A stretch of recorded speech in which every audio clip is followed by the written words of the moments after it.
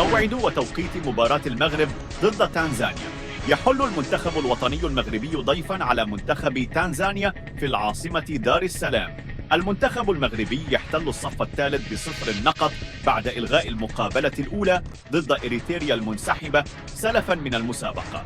ونجح منتخب تنزانيا من تحقيق أول فوز له بعد تغلبه على منتخب النيجر بهدف مقابل لا شيء ضمن الجولة الأولى المقابلة، سوف تنطلق يوم الثلاثاء المقبل على 8:00 مساء على أرضية ملعب لاورنت بوكو.